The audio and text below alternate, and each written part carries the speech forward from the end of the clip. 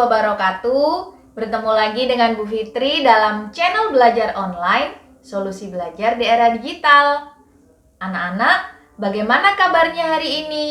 Semoga selalu sehat dan tetap semangat belajar ya. Kali ini Bu Fitri akan menyampaikan materi kelas 9, yaitu lanjutan video sebelumnya, teks tanggapan yang kedua. Langsung saja kita mulai materinya.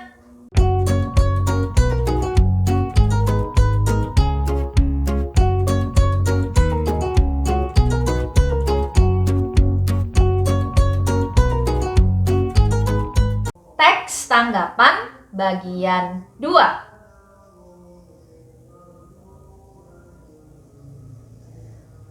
Kompetensi dasar yang harus kalian ketahui adalah 3.8 menelaah struktur dan kebahasaan dari teks tanggapan baik dari lingkungan hidup, kondisi sosial, dan atau keragaman budaya dan lain-lain berupa kritik, sanggahan, atau pujian yang didengar dan atau dibaca. Yang kedua, 4.8 mengungkapkan kritik, sanggahan, atau pujian dalam bentuk teks tanggapan secara lisan dan atau tulis dengan memperhatikan struktur dan kebahasaan. Ada 2 tujuan pembelajaran yang harus kalian capai. Yang pertama adalah peserta didik mampu menelaah struktur dan kebahasaan dari teks tanggapan baik dari lingkungan hidup, kondisi sosial, dan atau keragaman budaya dan lain-lain berupa kritik, sanggahan, atau pujian yang didengar dan atau dibaca. Yang kedua, peserta didik mampu mengungkapkan kritik, sanggahan, atau pujian dalam bentuk teks tanggapan secara lisan dan atau tulis dengan memperhatikan struktur dan kebahasaan.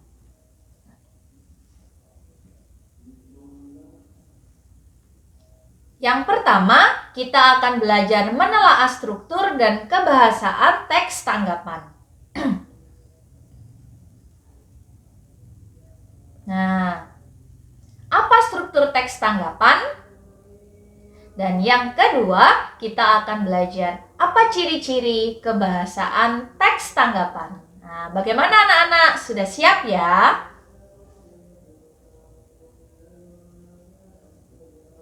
Struktur teks tanggapan. Ada konteks. Apa yang dinamakan dengan konteks?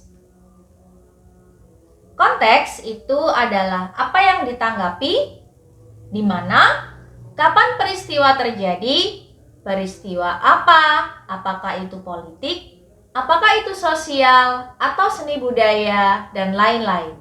Kalian juga bisa menanggapi tentang pendidikan, ya, tentang budaya, dan lain-lain.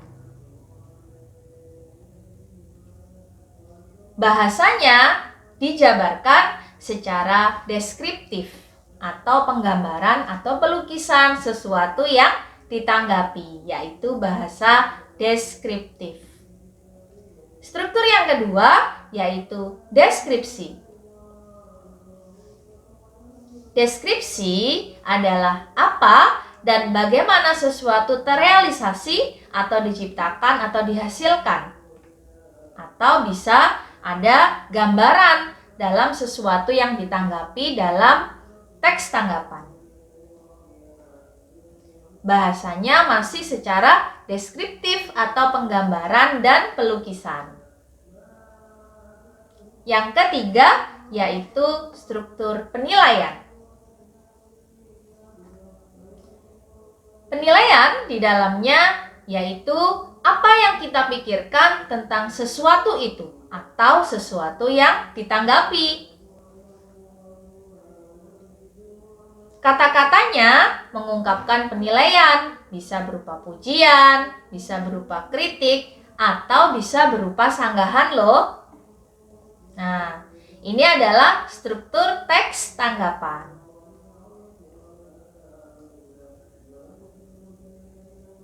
Versi yang lain, Bu Fitri juga menjelaskan tentang struktur teks tanggapan yaitu yang pertama ada resum. Resum itu adalah ikhtisar atau ringkasan terhadap sesuatu yang ditanggapi.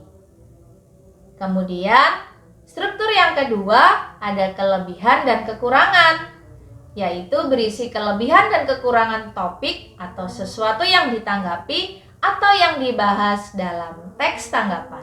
Kalian bisa mengungkapkan di sini, sama sebenarnya seperti struktur yang sebelumnya. Yang kedua ini adalah deskripsi, di mana di dalamnya terdapat kelebihan dan kekurangan sesuatu atau teks yang ditanggapi.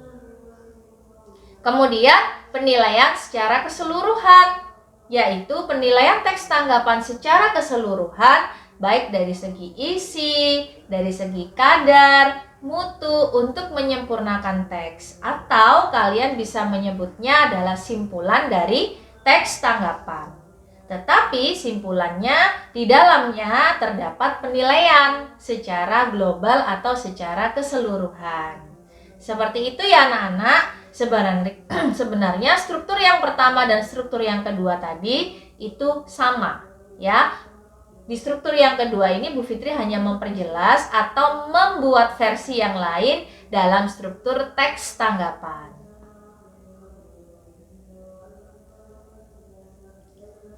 Kemudian kita juga perlu mengenal bahasa teks tanggapan. Kira-kira bagaimana ya bahasa teks tanggapan itu? Bahasa teks tanggapan yang pertama menggambarkan perasaanmu terhadap sesuatu. Oleh karena itu, kita ingin menanggapi. Gambarkan saja perasaanmu di situ. Kemudian yang kedua, mencatat apa saja yang menarik dan tidak menarik. Jadi, ketika kita menanggapi sesuatu, catatlah sesuatu yang menarik dari sesuatu itu. Kemudian, jangan lupa juga yang tidak menarik.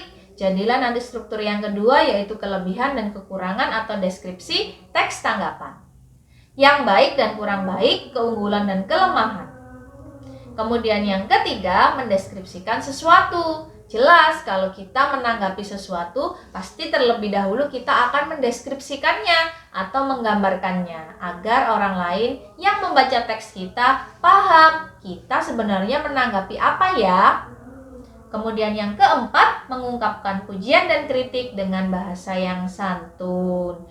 Kalau pujian sudah tentu kalian bahasanya itu positif ya. Tapi kalau kritik ada sedikit bahasa yang terkadang mengintimidasi. Nah, kalian boleh menuliskan kalimat kritik asalkan kalimat kritik itu adalah membangun dan dengan bahasa yang santun. Kemudian menanggapi, tapi menanggapinya berupa pujian. Bagaimana ya caranya? Pujian membawa perasaan positif yang disebabkan seseorang telah memperhatikan sesuatu karya. Karyamu, perbuatanmu, ungkapanmu, ucapanmu, dirimu yang dianggap memiliki nilai.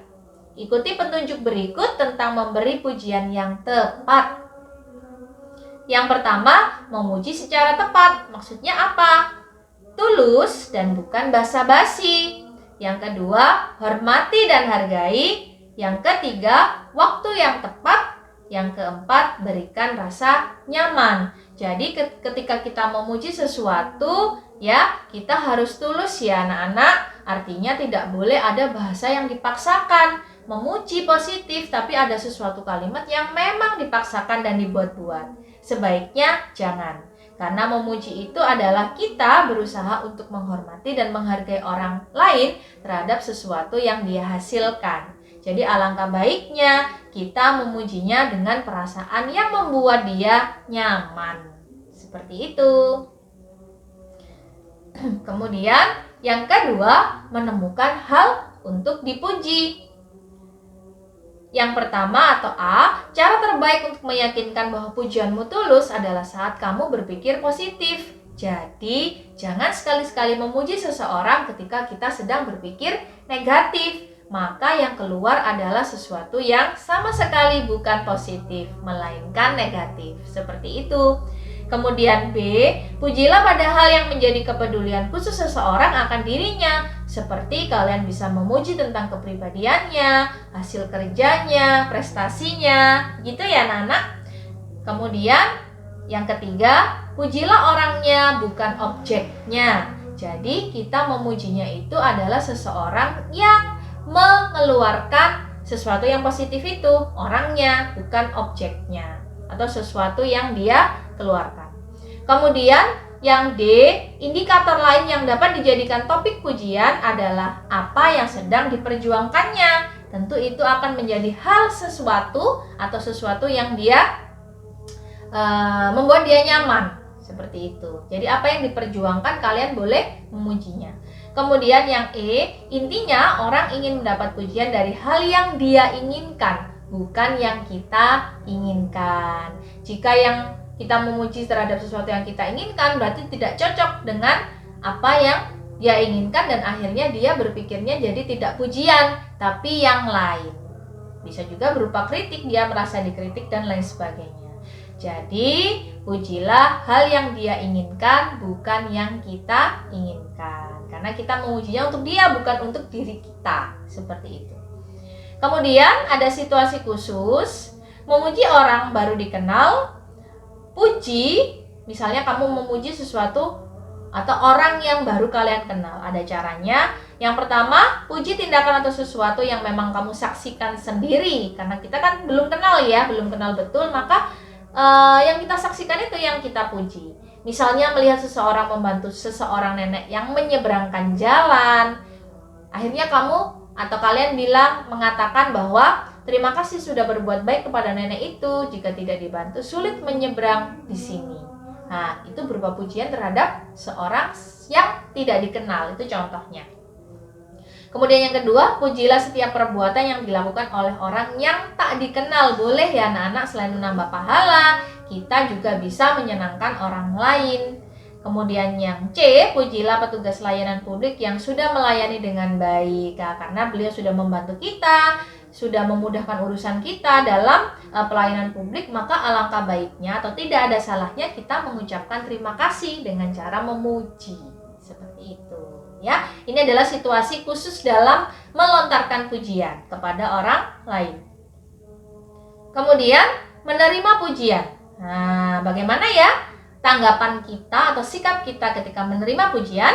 Sikap apresiatif dan membuat pemberi pujian senang. Contohnya, ya, terima kasih banyak atau cukup terima kasih. Sudah, ya. Kemudian terima kasih atas penghargaan yang Anda berikan terhadap saya, dan seterusnya. Kalian bisa membuat kalimat sendiri. Kemudian yang ketiga, terima kasih, saya senang sekali. Nah, itu cara menanggapi atau menerima pujian dengan sikap apresiatif ya, dan membuat pemberi pujian senang. Kemudian, jika menerima pujian yang menunjukkan kamu juga mengapresiasi inti pujian yang dia berikan, ya, hal tersebut membuat pemberi pujian merasa memuji dengan tepat. Nah, kita setelah dipuji, selain kita memuji orang lain membuat orang lain senang, alangkah baiknya ketika kita yang dipuji juga membuat timbal balik yang menyenangkan pula, ya. Misalnya dengan mengucapkan terima kasih, saya senang Anda memperhatikan hal yang saya banggakan juga. Nah, orang yang memuji kita itu pasti akan senang dan merasa, oh saya memuji dengan tepat berarti ya, seperti itu. Kemudian mengkritik, selain memuji, kita juga bisa mengkritik atau kita juga belajar mengkritik dalam bab ini ya. Memberi kritik yang benar akan mendorong seseorang untuk berkembang lebih baik. Kritik yang membangun dapat meningkatkan karakter orang dan menghindari menyalahkan dan menyerang pribadi. Ingat anak-anak, memberi kritik itu usahakan kritik yang membangun ya, bukan malah menjatuhkan, mengejek atau menghina. Kritik yang membangun memiliki nada positif dan fokus pada tujuan yang jelas dan dapat dicapai. Ya, kalau tidak dapat dicapai, maka kita tidak perlu mengkritik, berarti kita sengaja untuk menjatuhkan. Kritik yang harus dihindari adalah kritik yang hanya mencari kesalahan, merendahkan, menjelekkan, dan menyakiti hati orang lain. Jadi usahakan kritiknya yang bisa menjadikan orang lain lebih berkembang, lebih baik atau membangun. Alternatif ya, bisa berupa saran, bukan kritik. Ya, kalau kita tidak bisa mengkritik, kita takut bahwa kritik kita salah dan justru menyakiti hati orang lain, alangkah baiknya alternatifnya adalah kita memberi saran kepada orang itu. Banyak orang beranggapan kritik itu menyerang pribadi, meskipun kritikannya santun dan berfokus pada tindakan, bukan orang, atau bertujuan meningkatkan kebaikan orang lain. Alternatif dari kritik adalah saran. Saran itu bersifat positif, dapat dilihat sebagai bantuan, sebagai instrumen untuk peningkatan dan perubahan. Dalam banyak hal, saran lebih berguna daripada kritik, meskipun tidak selalu ya anak-anak. Nah, sekarang kita masuk pada ciri kebahasaan teks tanggapan. Yang pertama, kalimat kompleks. Apa yang dinamakan dengan kalimat kompleks? Kalian pasti sering bertemu dengan kalimat kompleks dalam teks tanggapan yang sudah pernah kita lalui atau kita pelajari, ya. Kalimat kompleks adalah kalimat yang memiliki lebih dari dua struktur atau dua verba atau dua kata kerja ya anak-anak. Contohnya, guru berperan sebagai mentor yang membimbing dan memberikan petunjuk pada siswa. Kalimat tersebut terdiri atas dua struktur dan dua verba, yaitu yang pertama atau verba pertama ya. Struktur yang pertama intinya satu struktur itu minimal terdiri atas subjek dan predikat, itu bisa dikatakan struktur, dan dia juga ada kata kerja atau verbanya.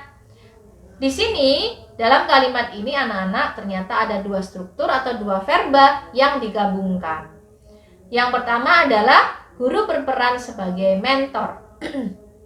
Yang kedua, mentor membimbing dan memberikan petunjuk kepada siswa. Maka ketika digabung menjadi guru berperan sebagai mentor yang membimbing dan memberikan petunjuk kepada siswa. Nah, dua kalimat ini ketika digabung ya, yang terdiri atas dua struktur dan dua verba, maka dinamakan dengan kalimat kompleks. Kalimat yang memiliki lebih dari dua struktur dan dua verba. Berarti 3 struktur, 4 struktur, 5 struktur itu boleh ya anak-anak. Dan kalian sering sekali menemui dalam teks tanggapan. Karena teks tanggapan itu sifatnya adalah mendeskripsikan ya. Menanggapi sesuatu maka perlu kalimat-kalimat yang memang banyak digabungnya.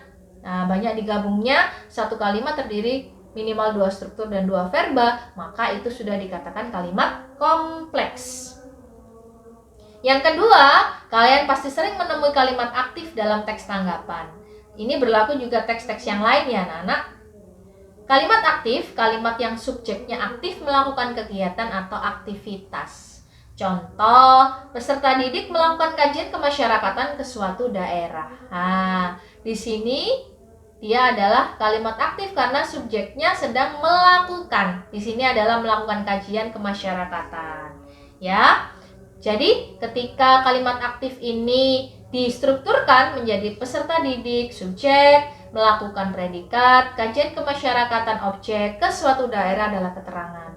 Maka kalimat aktif ini biasanya bisa, kalimat aktif yang predikatnya berimbuhan me seperti ini, biasanya dia bisa diubah menjadi kalimat pasif ya anak-anak, yaitu kajian kemasyarakatan dilakukan oleh peserta didik ke suatu daerah. Nah, ini juga sering kalian temui dalam teks tanggapan.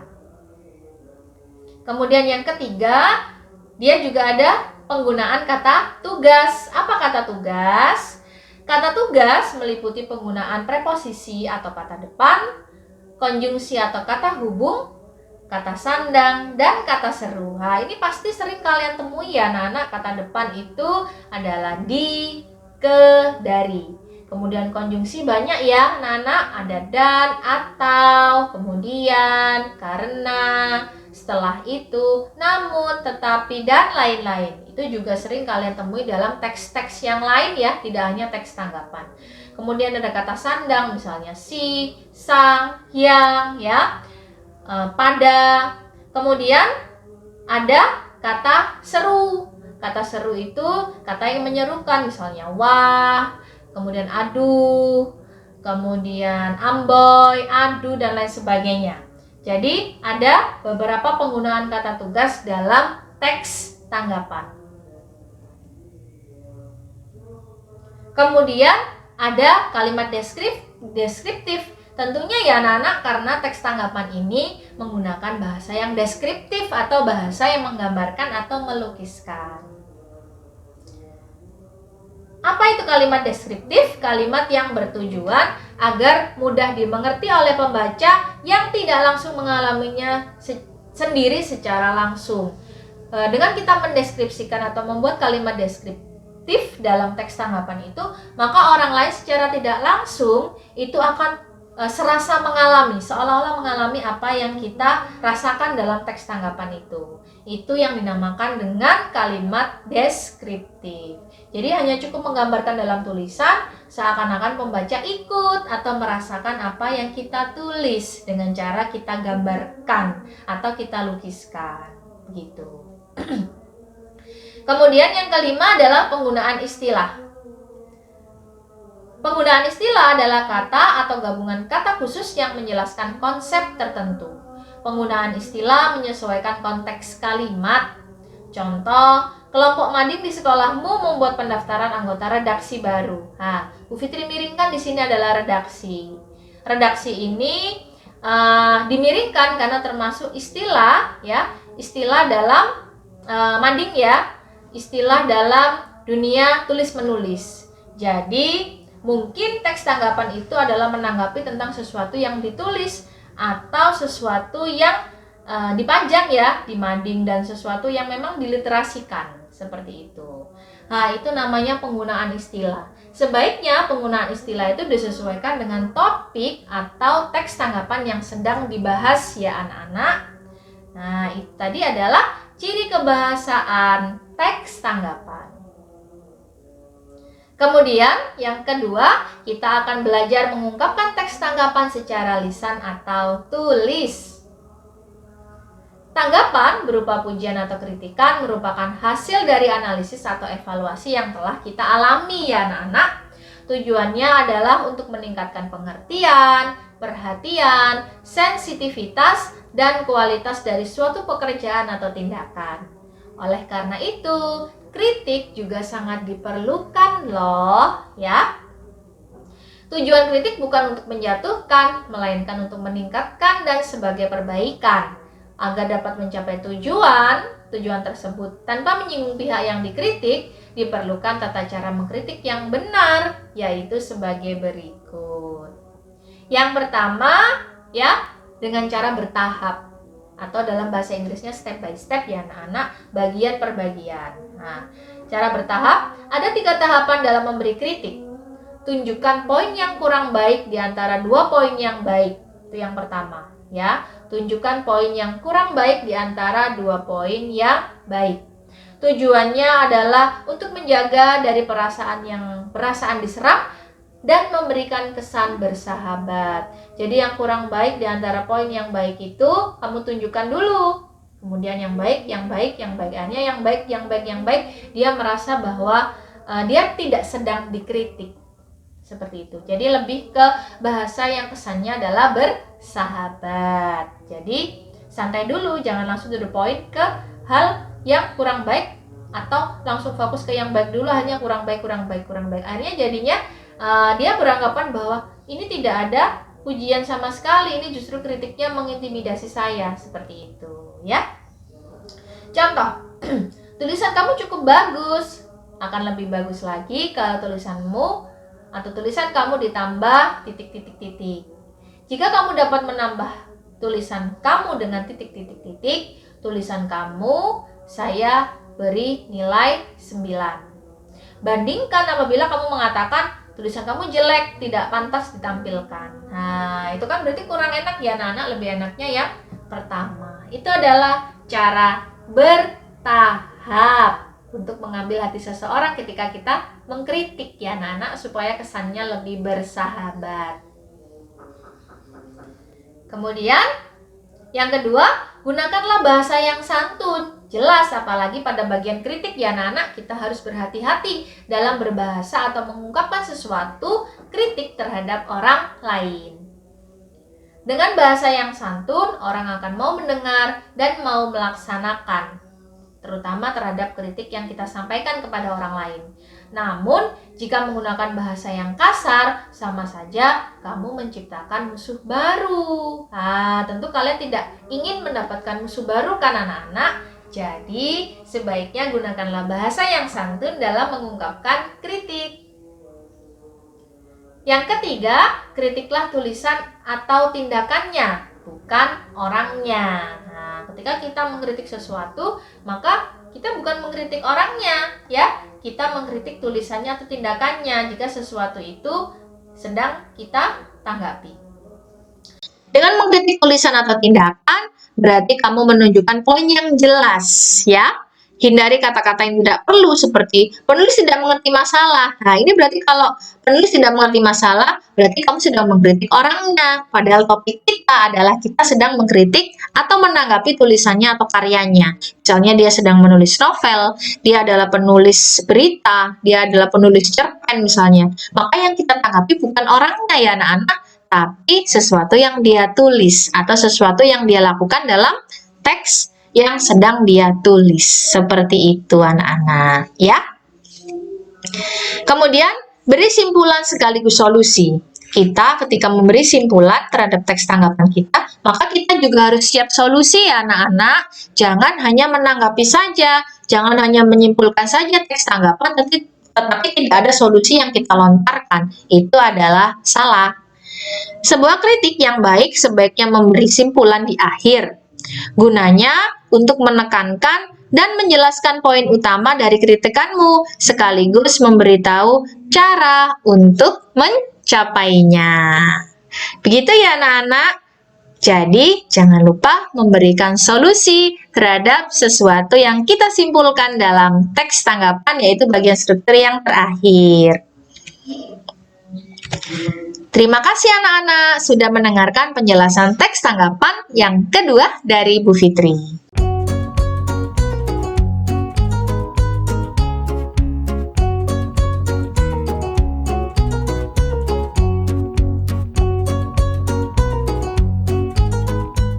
Demikian materi teks tanggapan bagian 2 yang sudah Bu Fitri sampaikan. Untuk bagian pertama, kalian dapat melihat di video sebelumnya ya anak-anak. Semoga video bagian 1 dan bagian 2 ini dapat kalian jadikan bekal untuk mengikuti penilaian harian. Tetap semangat belajar dan selalu sehat. Bu Fitri akhiri. Wassalamualaikum warahmatullahi wabarakatuh.